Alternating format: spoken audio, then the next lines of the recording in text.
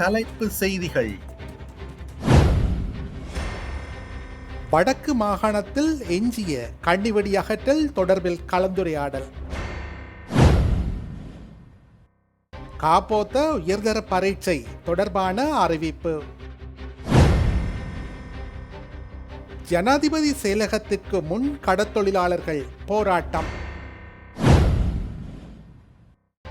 இலங்கையில் மனித புதைகுழி ஆய்வுக்கு நிபுணத்துவம் போதியளவு இல்லை, நீதி அமைச்சர் தெரிவிப்பு. பிரித்தானியாவின் அடுத்த பிரதமர் யார்? விரிவான செய்திகள். வடக்கு மாகாணத்தில் மனிதாபிமான அடிப்படையில் கண்ணிவெடி அகற்றும் பணிகளை முன்னெடுத்து வரும் ஹலோ ட்ரஸ்ட் மற்றும் மெக் ஆகிய நிறுவனங்களின் பிரதிநிதிகளுக்கும் வடக்கு மாகாண ஆளுநர் வேதநாயகனுக்கும் இடையே விசேட கலந்துரையாடல் ஆளுநர் செயலகத்தில் திங்கட்கிழமை காலை நடைபெற்றது. இந்த கலந்துரையாடலின் போது மனிதாபிமான கண்ணிவெடி அகற்றும் நிறுவனங்கள் வடக்கு மாகாணத்தில் இதுவரை ஆற்றியுள்ள அளப்பரிய சேவைகளுக்கு ஆளுநர் தனது மனமார்ந்த நன்றிகளை தெரிவித்தார். குறிப்பாக போரால் இடம்பெயர்ந்த மக்களின் துரித மீள்குடியமர்வு நடவடிக்கைகளுக்கும் பாதுகாப்பான வாழ்வாதாரத்தை உறுதிப்படுத்துவதற்கும் இந்த நிறுவனங்களின் அர்ப்பணிப்பான பணிகள் மிக பெரிய உதவியாக அமைந்திருந்தமை குறித்து இதன்போது நன்றியுடன் நினைவு கூர்ந்தார். மேலும் வடக்கு மாகாணத்தில் முழுமையான பாதுகாப்பை உறுதிப்படுத்தும் வகையில் எதிர்காலத்தில் முன்னெடுக்கப்பட வேண்டிய எஞ்சிய கண்ணிவெடி அகற்றல் செயற்பாடுகள் மற்றும் அதற்கான சவால்கள் தொடர்பாகவும் இந்த சந்திப்பில் விரிவாக கலந்துரையாடப்பட்டது. இந்த விசேட கலந்துரையாடலில் வடக்கு மாகாண ஆளுநரின் செயலாளர் சிவபாத சுந்தரம் சத்தியசீலன் கலந்து கொண்டார். அத்துடன் மெக் நிறுவனத்தின் சார்பில் அதன் தொழில்நுட்ப மற்றும் செயற்பாட்டு முகாமையாளர் ஆண்டி கிராம், வாழ்வாதார நிபுணர் ஹரிஷா, திறன் அபிவிருத்தி நிபுணர் செந்தூரன் ஆகியோரும் ஹலோ ட்ரஸ்ட் நிறுவனத்தின் இலங்கைக்கான நிகழ்ச்சி திட்ட முகாமையாளர் ஹன்னா பிக்டன், செயற்பாட்டு முகாமையாளர் விதுஷன் அந்தோனி, சமூக தொடர்பு முகாமையாளர் அருள் குணசீலன் ஆகியோரும் பங்கேற்றனர். 2026ஆம் ஆண்டுக்கான காப்போத்த உயர்தர பரீட்சையை திட்டமிட்ட திகதியில் தொடங்க கல்வி அமைச்சு தீர்மானித்துள்ளது. பரீட்சைக்கு தயாராகுவதற்கு மாணவர்களுக்கு போதுமான நேரம் வழங்கப்பட்டுள்ளதால் ஏற்கனவே திட்டமிட்டபடி பரீட்சை அட்டவணையை மாற்றியமைக்க வேண்டிய அவசியமில்லை என்று அமைச்சு வலியுறுத்துகிறது. அதன்படி 2026ஆம் ஆண்டிற்கான காப்போத்த உயர்தர பரீட்சை எதிர்வரும் ஆகஸ்ட் மாதம் 10ஆம் திகதி ஆரம்பிக்க திட்டமிடப்பட்டுள்ளது. தமக்கு தேவையான முறையான திட்டங்கள் அல்லது தீர்மானங்கள் இதுவரை அறிவிக்கப்படாமை காரணமாக மீனவர்கள் குழுவொன்று ஜனாதிபதி செயலகத்திற்கு முன்பாக சத்தியாகிரக போராட்டம் ஒன்றை ஆரம்பித்துள்ளது.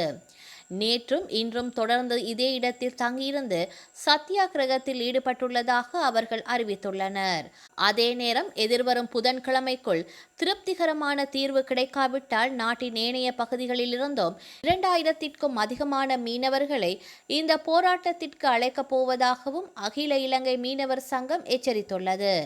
இதற்கு முன்பதாக 9 நாட்கள் நடைபெற்ற சத்தியாகிரகத்தின் பின்னர் ஜனாதிபதியுடன் நடைபெற்ற கலந்துரையாடலில் 1.5 அல்லது 2 மாதங்களுக்குள் இதற்கான தீர்வு பெற்றுத்தரப்படும் என உறுதியளிக்கப்பட்டதாக அச்சங்கத்தின் செயலாளர் தெரிவித்துள்ளார். மேலும் அந்த வாக்குறுதிக்கமைய நாரா நிறுவனம் உள்ளிட்ட ஏனைய நிறுவனங்கள் ஒன்றிணைந்து கடந்த ஏப்ரல் மாதம் 9ஆம் திகதிக்குள் கடலடி மற்றும் கடற்கரை சார்ந்த கள பரிசோதனைகளை முடித்திருந்த போதிலும் 5 மாதங்கள் கடந்தும் இதுவரை தீர்வுகள் வழங்கப்படவில்லை என்றும் அவர் சுட்டிக்காட்டினார். எரிபொருள் விலை குறைப்பை எதிர்பார்க்க முடியாது என பெட்ரோலிய கூட்டுத்தாபனம் தெரிவித்துள்ளது. தேசிய மட்டத்தில் எதிர்வரும் ஜூலை மாதம் எரிபொருள் விலை குறைப்பை எதிர்பார்க்க முடியாது என இலங்கை பெட்ரோலிய கூட்டுத்தாபனம் தெரிவித்துள்ளது. உலக சந்தையில் மசகு எண்ணெய் விலை ஸ்திரத்தன்மையில் இல்லை என்பதை சுட்டிக்காட்டி இந்த அறிவிப்பை இலங்கை பெட்ரோலிய கூட்டுத்தாபனம் வெளியிட்டுள்ளது. நாங்கள் ஒரு உண்மையை ஏற்றுக்கொள்ள வேண்டும். எமது நாட்டில் மனிதவியல் துறை, உளவியல் ஆலோசனை போன்றவற்றிற்கு போதிய நிபுணத்துவம் இல்லை. மனித புதைக்குழியில் ஆய்வு செய்வதற்குரிய சரியான தொழிலியல் நிபுணர்கள் போதிய அளவில் இல்லை என்று நீதி அமைச்சர் அர்ஷன நாணயக்கார தெரிவித்துள்ளார். நீதி அமைச்சர் மற்றும் காணாமல் ஆக்கப்பட்டோரின் உறவினர்களுக்கிடையிலான கலந்துரையாடல் யாழ்ப்பாணத்தில் நடைபெற்றது. இதில் கலந்து கொண்டு கருத்து தெரிவிக்கும் போதே நீதி அமைச்சர் இவ்வாறு தெரிவித்துள்ளார். இந்த கலந்துரையாடலில் கலந்து கொண்ட யாழ்ப்பாண பல்கலைக்கழக மருத்துவ பீட பீடாதிபதி சுரேந்திரகுமார் செம்மணி மனித புதைக்குழி அகழ்வு நடவடிக்கையில் யாழ்ப்பாண பல்கலைக்கழக மருத்துவ பீடம் இணைந்து செயற்பட்டு வருகின்றது என்றார். தற்போது செம்மணி மனித புதைக்குழியில் அகழ்வு எடுக்கப்படும் 80 தொகுதிகள் மருத்துவ பீடத்தில் பாதுகாப்பாக வைக்கப்பட்டுள்ளன. அவற்றை அடையாளம் காணும் நோக்கில் ஒரு மனிதவியல் ஆய்வகத்தையும் மரபணு ஆய்வகத்தையும் உருவாக்க முயற்சி செய்து வருகின்றோம்.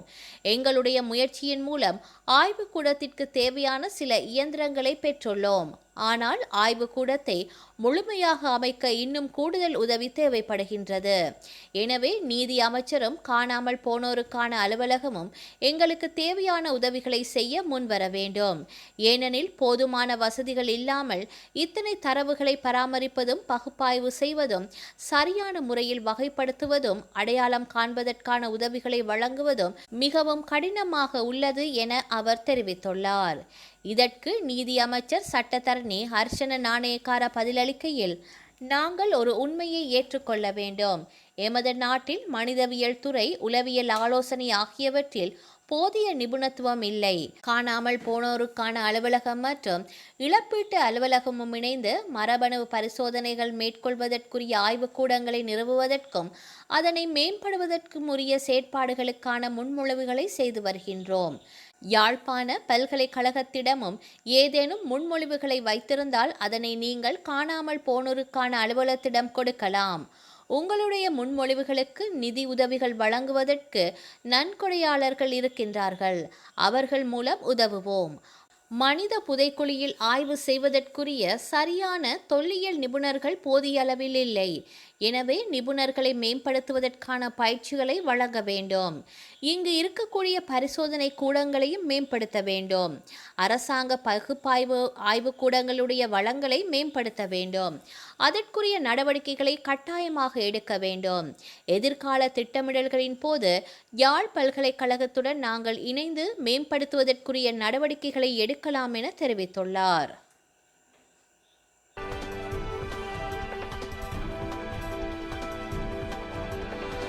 பிரிட்டன் பிரதமர் மற்றும் தொழிலாளர் கட்சியின் தலைவர் என்ற இரு பதவிகளிலிருந்தும் தான் விலகுவதாக கேர் ஸ்டார்மர் தெரிவித்துள்ளார். இதனால் அந்த வெற்றிடத்தை யார் நிரப்பப் போவது என்ற கேள்வி எழுந்துள்ளது. இந்த கேள்விக்கு பதிலளிக்கும் வகையில் அடுத்த பிரதமர் இவர்தான் என பிரிட்டனின் வடக்கு மன்னர் என அழைக்கப்படும் தொழிலாளர் கட்சியின் ஆண்டி ஃபர்ஹாம் முன்னிறுத்தப்படுகின்றார். ஆண்ட்ரூ முர்ரே ஃபர்ஹாம் 1970 ஜனவரி மாதம் வடமேற்கு இங்கிலாந்தின் மெர்சிசைட் நகரில் பிறந்தார். நீண்ட காலமாக தொழிலாளர் கட்சியில் பயணித்த இவர் 2001 முதல் 2017 வரை லே தொகுதியின் நாடாளுமன்ற உறுப்பினராக பணியாற்றினார். இந்த காலகட்டத்தில் முன்னாள் பிரதமர் கார்டன் பிரவுன் அரசின் தலைமைச் செயலாளர், கலாச்சார செயலாளர் மற்றும் சுகாதார செயலாளர் உள்ளிட்ட பல அமைச்சரவை பதவிகளை வகித்தார். இதனை அடுத்து 2 முறை தொழிலாளர் கட்சியின் தலைமை பதவிக்கு போட்டியிட்டார். ஆனால் அந்த 2 முறையும் அவர் வெற்றி பெறவில்லை. இதனைத் தொடர்ந்து 2017 முதல் 2020 வரை கிரேட்டர் மான்செஸ்டர் பகுதியின் மேயராக பணியாற்றினார். இந்த காலகட்டத்தில் தான் ஃபர்ஹாம் என்ற புனைப்பெயரை பெற்றார். 2020 அக்டோபரில் பிரிட்டனின் வடக்கு பகுதியில் உள்ள மான்செஸ்டர் நகரில் கோவிட் பாதிப்பு அதிகரித்த போது மத்திய அரசு அங்கு மிக கடுமையான டயர் 3 ஊரடங்கை அமுல்படுத்த முயன்றது. ஆனால் போதிய அளவு நிதி உதவி இல்லாமல் ஊரடங்கை ஏற்க முடியாது என்று மேயராக இருந்த ஆண்டி ஃபர்ஹாம் போரிஸ் ஜான்சன் அரசுடன் நேருக்கு நேர் கடுமையான மோதலில் ஈடுபட்டார். இவ்வாறு வடபகுதி மக்களின் உரிமைகளுக்காக போராடியதால் ஊடகங்களும் பொதுமக்களும் அவரை வடக்கின் ராஜா என்று அழைக்க தொடங்கினர்.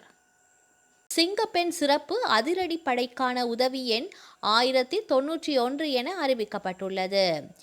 1091 என்ற உதவி எண் மூலம் சிங்கப்பெண் சிறப்பு அதிரடிப்படையை நேரடியாக தொடர்பு கொள்ளலாம் என அறிவிக்கப்பட்டுள்ளது. ஒவ்வொரு அழைப்பிற்கும் கூடுதல் கவனம் செலுத்தும் வகையில் மாநில காவல் கட்டுப்பாட்டு அறையில் சிறப்பு வசதிக்கு ஏற்பாடு செய்யப்பட்டுள்ளது. 1091 உதவி எண்ணிற்கு அழைப்பு வந்தவுடன் அந்த தகவல் உடனடியாக சம்பந்தப்பட்ட மாவட்ட காவல் கட்டுப்பாட்டு அறைக்கு அனுப்பப்படும் என அறிவிக்கப்பட்டுள்ளது. சிங்கப்பெண் சிறப்பு படை உதவி எண் 1091 அவசர கால சேவை 112 என்ற எண்ணுடன் இணைக்கப்பட்டதால் வேகமாக தகவல் பரிமாற்றம் செய்யப்படும் என கூறப்பட்டுள்ளது. வரலாற்றில் இன்று